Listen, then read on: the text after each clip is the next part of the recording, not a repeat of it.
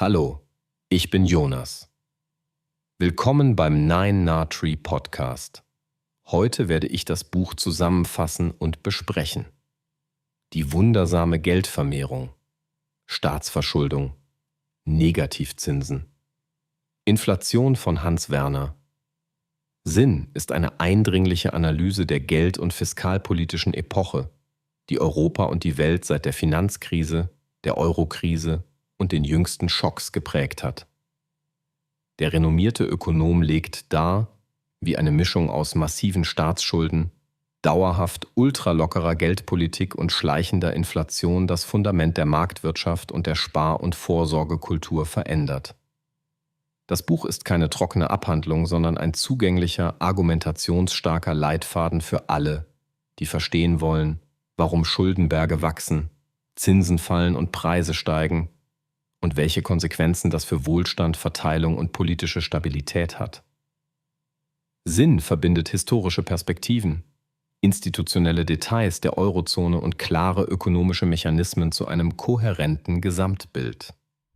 Er zeigt, worin die Anreize für Regierungen, Notenbanken, Banken und Anleger liegen und wie sich scheinbar technische Entscheidungen zu mächtigen Umverteilungsprozessen verdichten. Besonders anschaulich wird, wie Negativzinsen und großvolumige Anleihekäufe der Zentralbanken Märkte verzerren, Risiken verlagern und die öffentliche Finanzierung erleichtern, während Sparer und Teile des Mittelstands verlieren. Zugleich macht das Buch verständlich, warum die Illusion kostenloser Schulden trügt und welche Bedingungen erfüllt sein müssen, damit Schulden tragfähig bleiben. Wer nach Orientierung in Zeiten unsicherer Zins- und Inflationspfade sucht, findet hier eine klare, gut strukturierte und praxisnahe Darstellung mit Konsequenzen für Politik, Unternehmen und private Finanzentscheidungen. Ich werde Ihnen die wichtigsten Erkenntnisse aus diesem Buch mitteilen. Erstens, Staatsverschuldung verstehen. Logik, Tragfähigkeit und Anreize. Sinn erklärt die Mechanik der Staatsverschuldung aus mehreren Blickwinkeln, als intertemporalen Tausch, als politisches Anreizproblem und als makroökonomischen Steuerungsversuch. Auf der Oberfläche finanziert sich der Staat über Anleihen, um Ausgaben vorzufinanzieren. Tiefer liegend verschiebt er Lasten in die Zukunft, häufig mit dem Versprechen, Wachstum werde die Rückzahlung erleichtern. Tragfähig wird Schuldenpolitik, wenn die Wachstumsrate des nominalen Bruttoinlandsprodukts auf Dauer über dem effektiven Zins liegt, sodass die Schuldenquote relativ zum Einkommen sinkt.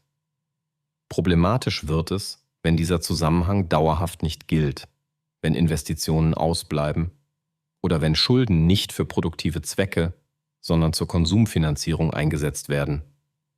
Ein zentraler Punkt des Buches ist die politökonomische Dimension.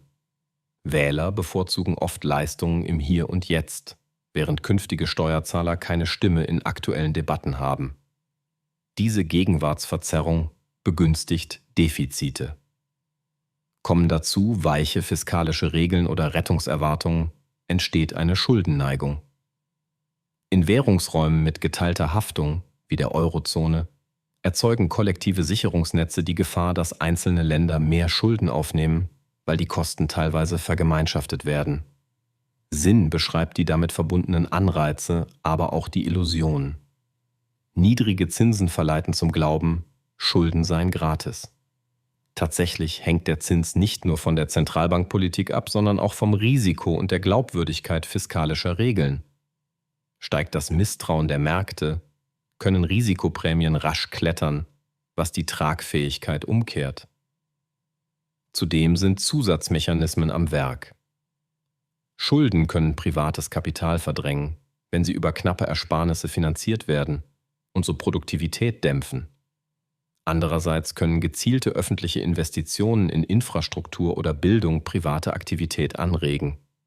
Entscheidend ist Qualität und Priorisierung der Ausgaben. Das Buch warnt vor der Versuchung, strukturelle Probleme mit Kredit zu überdecken.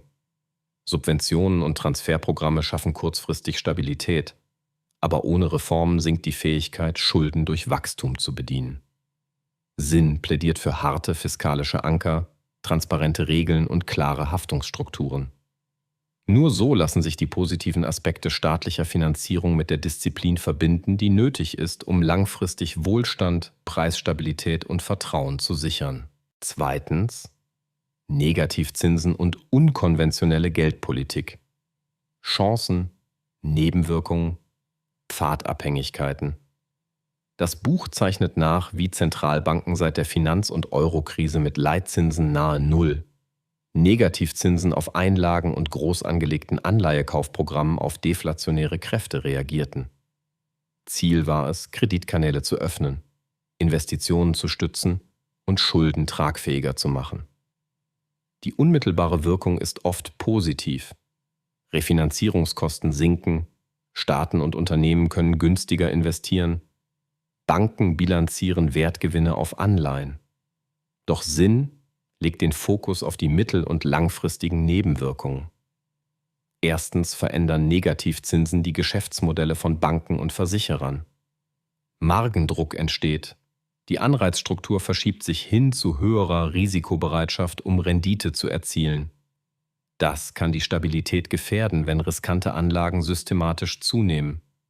Zweitens führt die anhaltend lockere Geldpolitik zu Preisauftrieb bei Vermögenswerten wie Immobilien und Aktien. Diese Asset-Inflation begünstigt Eigentümer und Kapitalbesitzer, während Mieter und Sparer zurückbleiben. So entstehen Verteilungswirkungen und politische Spannungen. Drittens schwächt billiges Geld die Disziplin von Unternehmen und Staaten.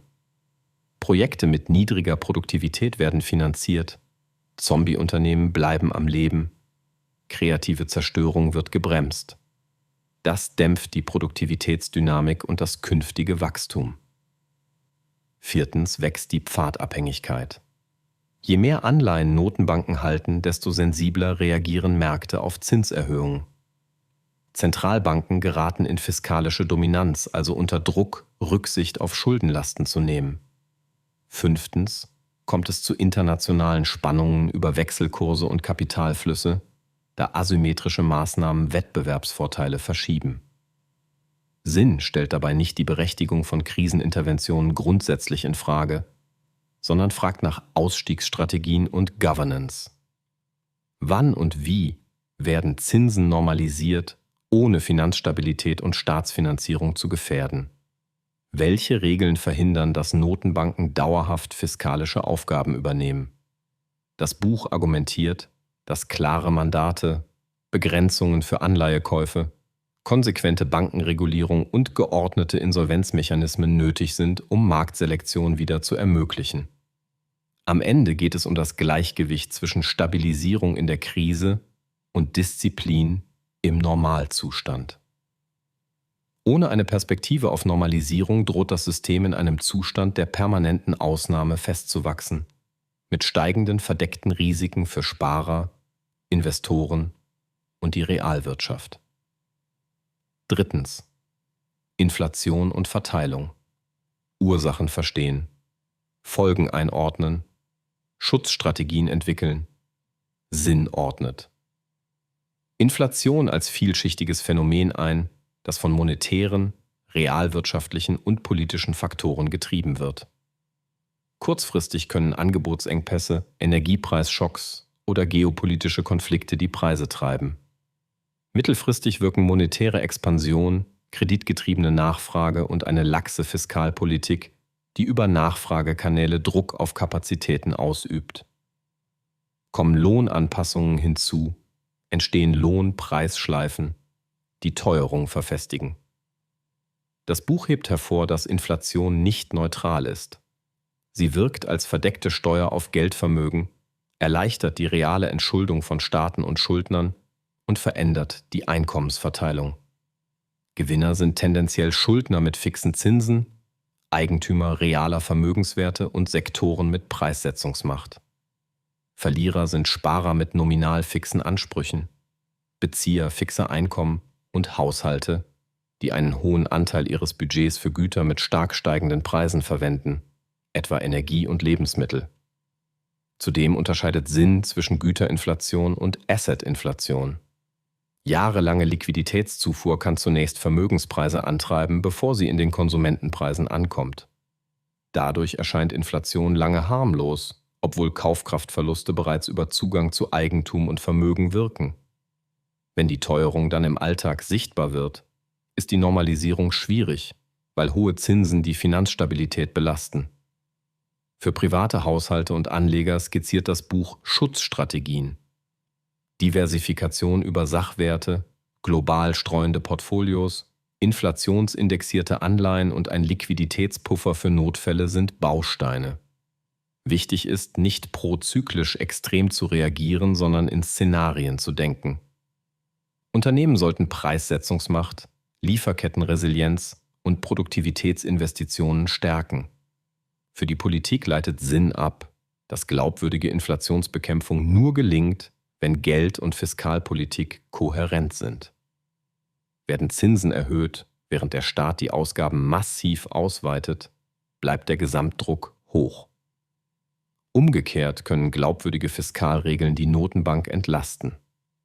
Transparenz über Ursachen und Ziele, klare Kommunikation und der Wille, temporär unpopuläre Maßnahmen zu ergreifen, sind Teil glaubwürdiger Stabilisierung. Inflation lässt sich eindämmen, aber sie verlangt Konsistenz, Disziplin und ein realistisches Verständnis der Verteilungswirkungen. 4. Eurozone, Targetsalden und Haftungsfragen. Institutionelle Risiken sichtbar machen. Ein markanter Teil von Zinsanalyse gilt der Eurozone und ihren Besonderheiten. Die Währungsunion vereint Staaten mit unterschiedlichen Wirtschaftsstrukturen, Wettbewerbsfähigkeiten und fiskalischen Kulturen unter einem einheitlichen Zins- und Wechselkursregime. Diese Konstruktion erzeugt Spannungen, wenn Ungleichgewichte nicht durch Wechselkursanpassungen korrigiert werden können. Stattdessen verteilen sich Anpassungslasten über Löhne, Preise, Migration, Transfers oder die Bilanzmechanik des Eurosystems. Zentral sind dabei die Targetsalden, also die grenzüberschreitenden Zahlungsbilanzpositionen innerhalb des Eurosystems. Sinn interpretiert hohe persistente Salden als Zeichen struktureller Kapitalflüsse, die nicht allein marktbasiert, sondern auch geldpolitisch vermittelt sind. Aus seiner Sicht spiegeln sie eine verdeckte Kreditgewährung zwischen den nationalen Notenbanken wider, die Haftungsfragen aufwirft. Damit verbunden sind Rettungsschirme, Anleihekäufe und Stabilisierungsprogramme, die in Krisenzeiten notwendig sein können, langfristig jedoch zu einer schleichenden Vergemeinschaftung von Risiken führen. Das Buch diskutiert die Grenze zwischen Solidarität und falschen Anreizen. Solidarische Hilfen können eine Brücke für Reformen sein. Werden sie jedoch zur Dauerlösung ohne Konditionalität, festigen sie Strukturen, die Wachstum und Wettbewerbsfähigkeit schwächen. Ein weiterer Punkt ist die Banken- und Kapitalmarktunion. Gemeinsame Sicherungssysteme sollen Schocks abfedern, bergen aber die Gefahr, dass Risiken zentralisiert und intransparenter werden. Sinn fordert daher klare Haftungs- und Insolvenzmechanismen, die Gläubigerbeteiligung ermöglichen, anstatt Verluste systematisch zu sozialisieren. Ebenso legt er dar, dass Fiskalregeln wie die Schuldenbremse oder europäische Defizitgrenzen nur wirken, wenn sie einfach, überprüfbar und sanktionierbar sind. Politisch heikle Fragen, etwa zur Ausgestaltung von Eurobonds, werden nüchtern über Kosten, Nutzen und Anreize beleuchtet. Das Ziel ist keine Abrechnung mit der Währungsunion, sondern die Stärkung ihrer Funktionsfähigkeit durch Disziplin, Transparenz und marktwirtschaftliche Korrekturen. Nur wenn Verantwortlichkeiten klar und Fehlanreize begrenzt sind, kann die Eurozone Stabilität und Wohlstand liefern, ohne regelmäßig in Krisenmodus zu geraten. Schließlich Wege aus der Schulden- und Zinsfalle, Regeln, Reformen und persönliche Handlungsoptionen. Im letzten Schritt entwickelt das Buch Leitplanken für den Ausweg aus einer Politik, die sich an extrem niedrige Zinsen und stetige Staatsausweitung gewöhnt hat. Auf politischer Ebene fordert Sinn robuste fiskalische Anker, nationale Schuldenbremsen mit klaren Ausnahme- und Rückkehrpfaden, europäische Regeln, die einfach und durchsetzbar sind, sowie transparente Budgets, die Investitionen priorisieren und konsumtive Ausgaben begrenzen. Investitionen in Bildung, Digitalisierung, Energieinfrastruktur und Forschung erhöhen die Angebotskapazität und machen Schulden tragfähiger, weil sie Wachstum anstoßen. Gleichzeitig plädiert er für eine Normalisierung der Geldpolitik, soweit es die Lage erlaubt. Zinsen müssen wieder Knappheit signalisieren, damit Kapital in produktive Projekte fließt und Zombie-Unternehmen aus dem Markt ausscheiden können. Dafür braucht es eine solide Bankenaufsicht, realistische Stresstests und geordnete Abwicklungsmechanismen für unwirtschaftliche Institute. Zentral ist, fiskalische Dominanz zu vermeiden. Notenbanken sollen Preisstabilität sichern, nicht permanent Staatsfinanzierung betreiben. Um politische Stabilität zu wahren, empfiehlt das Buch eine ehrliche Kommunikation der Kosten des Übergangs. Eine Normalisierung kann kurzfristig wehtun, aber sie legt die Basis für nachhaltige Prosperität. Sozialpolitische Flankierung, etwa zielgenaue Entlastungen für vulnerable Gruppen, hilft, Akzeptanz zu sichern. Für die Realwirtschaft nennt Sinn, Strukturreformen, die Wettbewerb stärken, Bürokratie abbauen und Anreize für Arbeit, Innovation und Unternehmertum verbessern. Auf individueller Ebene schlägt er finanzielle Resilienzstrategien vor. Dazu zählen breite Diversifikation, ein ausgewogenes Verhältnis von Liquidität und Sachwerten, langfristige Vorsorgevehikel sowie ein reflektierter Umgang mit Hypothekenschulden bei Zinsänderungsrisiken. Karriere- und Unternehmensentscheidungen sollten Produktivität und Anpassungsfähigkeit in den Mittelpunkt stellen, da diese Fähigkeiten auch in Phasen der Straffung gefragt sind. Insgesamt vermittelt das Buch eine gleichzeitig nüchterne und ermutigende Botschaft. Mit klaren Regeln, verlässlichen Institutionen und einer Kultur, die Leistung und Verantwortung belohnt, lässt sich der Übergang zu einem stabileren Finanz- und Wirtschaftssystem schaffen. Wer die Anreize richtig setzt und Ressourcen in Zukunftsfähigkeit lenkt, kann Schulden tragfähig machen, Inflation dämpfen und Wohlstand breiter verteilen. Zusammenfassend: Die wundersame Geldvermehrung ist ein Buch für alle, die verstehen wollen, wie die großen Stellschrauben von Geld, Staat und Märkten zusammenwirken und was das für den eigenen Alltag bedeutet. Besonders profitieren Sparer, Anleger und Unternehmer, die Entscheidungen über Vermögensaufbau, Finanzierung und Investitionen treffen müssen. Studierende, Lehrende und Entscheidende in Politik und Verwaltung finden eine fundierte, gut strukturierte Darstellung, die Theorie, Institutionen und aktuelle Praxis verbindet. Auch interessierte Bürgerinnen und Bürger gewinnen Klarheit über Mechanismen, die sonst hinter Fachbegriffen verborgen bleiben. Der Nutzen für das eigene Leben liegt in der Kombination aus Analyse und Orientierung. Wer die Anreizsysteme hinter Staatsverschuldung, Negativzinsen und Inflation versteht, kann Risiken besser erkennen und Chancen gezielt nutzen. Das betrifft die Wahl robuster Anlagen, die Planung von Krediten, die Bewertung von Immobilienkäufen, aber auch berufliche Entscheidungen in Branchen, die besonders von Zins- und Inflationspfaden abhängen. Zudem stärkt das Buch die Fähigkeit, politische Maßnahmen einzuordnen und sinnvoll zu hinterfragen. Warum dieses Buch und nicht ein anderes? Erstens verbindet es die Perspektive eines renommierten Ökonomen mit langjähriger Erfahrung in Forschung und wirtschaftspolitischer Beratung mit einer klaren, auch für Nichtfachleute zugänglichen Sprache. Zweitens deckt es nicht nur Symptome ab, sondern geht zu den institutionellen Wurzeln der Eurozone und erklärt, wie Haftung, Regeln und Anreize zusammenhängen. Drittens scheut es Kontroversen nicht, sondern argumentiert transparent, sodass Leser sich eine informierte eigene Meinung bilden können. Viertens schließt das Buch die Brücke von Makro zu Mikro. Aus großen Linien werden konkrete Implikationen für Portfolios, Unternehmensentscheidungen und Vorsorgestrategien abgeleitet. All das macht die Lektüre zu einer Investition in finanzielles Urteilsvermögen und langfristige Handlungsfähigkeit. Wer Stabilität und Wohlstand sichern will, findet hier reichlich Stoff zum Nachdenken und klare Hinweise, was es jetzt zu tun gilt. Wenn Sie unterstützen möchten. Hans-Werner Sinn. Können Sie das Buch über den Amazon-Link kaufen, den ich in der Podcast-Beschreibung angegeben habe? Lassen Sie mich nach dem Lesen des Buches wissen, was Sie davon halten, und teilen Sie Ihre Gedanken mit. Bis bald.